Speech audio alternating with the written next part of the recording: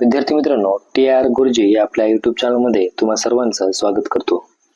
मित्रांनो, CETच्या परीक्षेमध्ये आपल्याला बाल विकास म्हणजेच मानसशास्त्र, तसेच गणित विज्ञान किंवा सामाजिक अध्ययन आणि भाषा 1 आणि भाषा 2 यामध्ये तुम्हाला भाषा 1 मध्ये तुम्ही कोणतीही एक भाषा तुम्ही म्हणजेच मराठी, हिंदी, इंग्लिश, उर्दू यासारखे भाषा तुम्ही निवडू शकता आणि भाषा 2 मध्ये सुद्धा तुम्ही या मराठी, हिंदी, इंग्लिश या भाषांपैकी ही भाषा तुम्ही निवडू शकता. परंतु निवडत असताना भाषा 1 मध्ये जर तुम्ही मराठी भाषा 1 जर निवडली तर भाषा 2 मध्ये तुम्हाला मराठी या विषयाच्या व्यतिरिक्त भाषा तुम्हाला निवडावी लागते, म्हणजेच हिंदी किंवा इंग्लिश या भाषेची तुम्हाला निवड करावी लागते. बघा, यानंतर तुम्ही ज्यावेळेस परीक्षेला बसता त्यावेळेस तुम्हाला मराठी विषयाची बुकलेट ही तुमच्या समोर येते आणि येथेच तुम्ही गोंधळात पडता, कारण की तुमच्या समोर भाषा 1 आणि भाषा 2 हे दोन्ही मराठी विषयाच्या प्रश्नपत्रिका तुम्ही समोर त्या बुकलेटमध्ये तुम्हाला बघायला भेटतात आणि नेमकी भाषा 1 सोडवायची की भाषा 2 सोडवायची हा मोठा प्रश्न तुमच्या समोर त्यावेळेस पडतो. मित्रांनो, अशा वेळेस सर्वात अगोदर तुम्ही तुमचं हॉल तिकीट पाहणं खूप गरजेचं आहे. हॉल तिकीटमध्ये तुम्ही भाषा 1 मध्ये आणि भाषा 2 मध्ये कोणत्या विषयाची निवड केली आहे त्यानुसार तुम्ही इथे भाषा 1 व भाषा 2 हे तुम्ही सिलेक्ट करायचे असते. मित्रांनो, जर भाषा 1 मध्ये तुम्ही जर मराठी विषयाची जर निवड केली असेल तर इथे भाषा 1 म्हणजेच प्रश्न क्रमांक 91 ते 120 हे प्रश्न तुम्हाला सॉल्व करणं बंधनकारक राहील. तसेच जर तुम्ही भाषा 1 मराठी न सिलेक्ट करता भाषा 2 तुम्ही जर मराठी सिलेक्ट केली असेल तर येथे भाषा 1 चे प्रश्न न सॉल्व करता तुम्हाला फक्त भाषा 2 या विषयाचे प्रश्न तुम्हाला सॉल्व करायचे आहेत, सोडवायचे आहेत.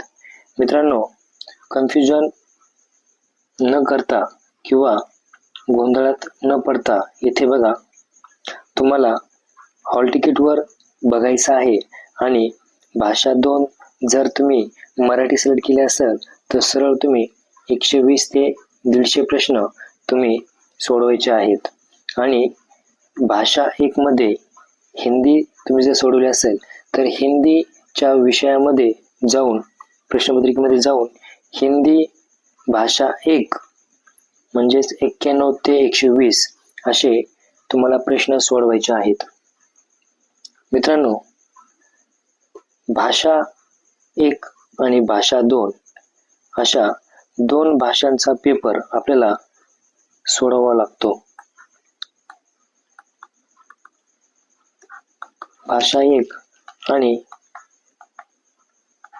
भाषा 2. मित्रांनो, या दोनही भाषेचा जो पॅटर्न आहे किंवा जे स्ट्रक्चर आहे ते वेगवेगळं आहे, कारण की भाषा 1 मध्ये तुम्हाला एक कविता आणि एक उतारा हा विचारला जातो, तर भाषा 2 मध्ये तुम्हाला 2 उतारे हे विचारले जातात.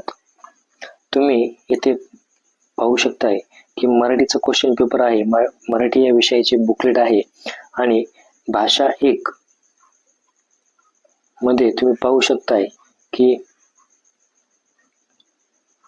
इथे 15 मार्काला अध्यापनशास्त्र आणि अध्यापनशास्त्र झाल्याच्या नंतरून तुम्हाला इथे एक कविता आणि एक उतारा तुम्हाला बघायला भेटतो. तसेच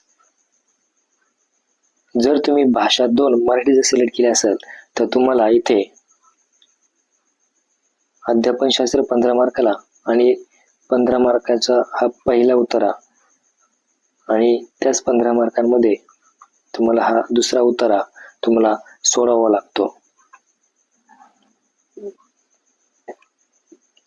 मित्रांनो, त्यामुळे भाषा 1 आणि भाषा 2 आपण कोणती निवडावी आणि निवडली असेल तर त्या हॉल तिकीटच्या भाषेनुसारच आपण प्रश्नपत्रिका सॉल्व्ह करावी, सोडवावी, जेणेकरून आपल्या मनामध्ये गोंधळ राहणार नाही आणि कन्फ्युजनही होणार नाही. मित्रांनो, जर व्हिडिओ आवडला असेल तर नक्कीच आपल्या चॅनलला सबस्क्राईब करून ठेवा आणि शेअर करा. धन्यवाद.